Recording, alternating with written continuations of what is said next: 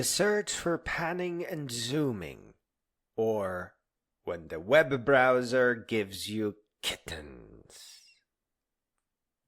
Well, I wrote the pan and zoom program and had a lot of fun this weekend. In fact, I think I'll call it peasy.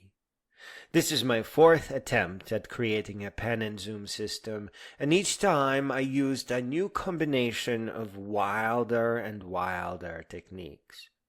The most popular pan and zoom system right now that somebody else wrote does not seem to allow dragging of things within itself. There is an open issue from 2017. Support drag and drop elements inside panzoom. And that's just about it. As these are my later attempts, I'm testing wilder stuff. Embedding a web page within a web page does speak of desperation. Nonetheless, it is a very nice and very complete try, somewhat predictably resulting in the screen flickering and thus a failure. And oh boy, it does go wild on Chromium. It is less annoying on Firefox. Aside from the flicker, when the user clicks on the nested page, I lose the ability to intercept the pressing of the Shift key that triggers panning and zooming. I was going to switch to Shift Control later on. It actually makes sense that the web page that is nesting another web page should not be able to hear the keyboard keystrokes, as this would be a security problem. Bad people could trick a user to open a URL that looks correct and then nest what the user expects to see in there in an invisible frame and intercept all their keystrokes, see what they are typing. So to go around this protection, I have to install a piece of code in the application that I am panning and zooming. This notifies me when the shift is pressed. This is very easy to do, but of course it violates the main principle.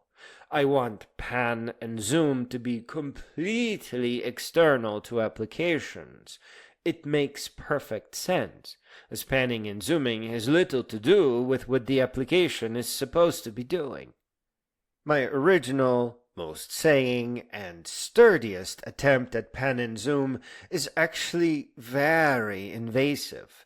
It is a set of events and functions that the user is forced to use.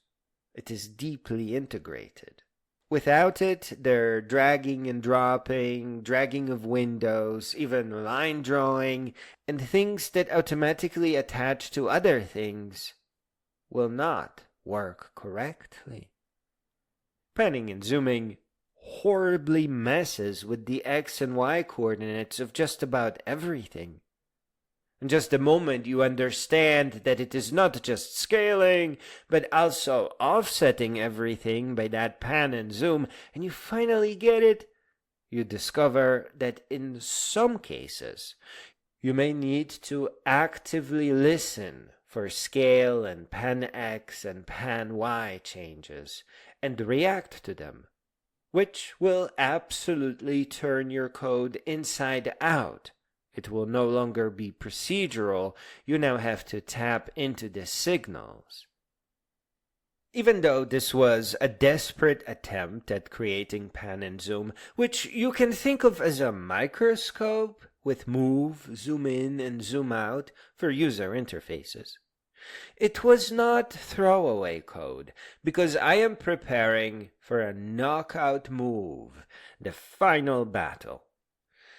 This idea is rooted in a truly horrible experiment, one that I would never attempt, which is replacing browser functions and updating JavaScript that the browser provides to return correct pixels and dimensions relative to the pan and zoom. Someone will try to do this someday, and it will work, and the internet may even celebrate them, but that is not going to be me. Patching browser functions is a temporary, life-sucking solution at best. I've seen it tried before. I think a project called JavaScript Container was attempting to create a kind of a virtual machine where they isolated set timeout and set interval and few other functions so that they can shut it all down if they need to. And I see people creating virtual JavaScript machines as well, so that they have JavaScript within JavaScript. The nested JavaScript, though, is lacking functions that could cause security problems, so now you can run code without worrying what it could do. It's like a crippled version of JavaScript, all buttoned down and not to have any teeth. These projects will take forever, and as the browser changes, they will have to change, and eventually the browser will provide correct functions under scale, so why even bother? Even so, I did grow something somewhat similar to this idea out of this code that failed here. I want to offer the commonly used events and functions through the pan and zoom program.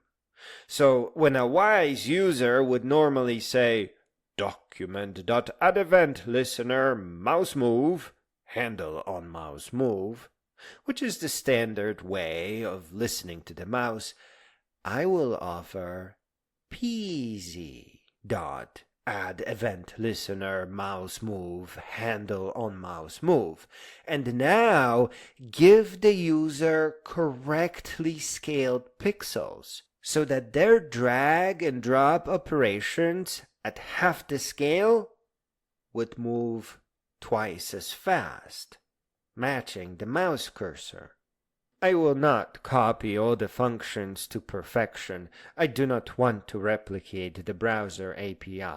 I will just add a few obvious things that have the correct information.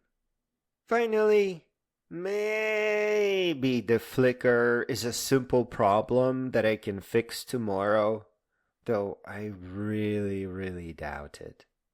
And to be realistic, the pan and zoom API I will offer will always require rewriting old applications and cause all kinds of trouble. But it will work much more smoothly than the last-minute wrangling of X, Y, and scale that we see today. There is one very important lesson to take away from all of this. Tightly coupling with panning and zooming devastates simple code.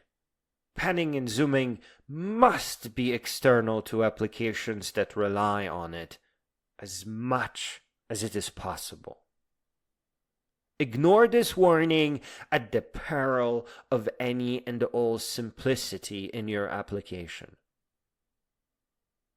And if you are just learning programming, you are going to have a lot of fun. This is really an adventure. But there is one thing that you should avoid. And this time, ignore this at your own peril. Avoid any and all environments and people that think the concept of deadlines is reasonable. It is not reasonable. Real programmers remove code, not smear it for the sake of a deadline. And in many cases, perhaps most cases, it is too early to write good programs well. Rather than being told what to create, take charge of your entire existence and start searching for what can be created beautifully. And then, just do it. Go on, carry it out.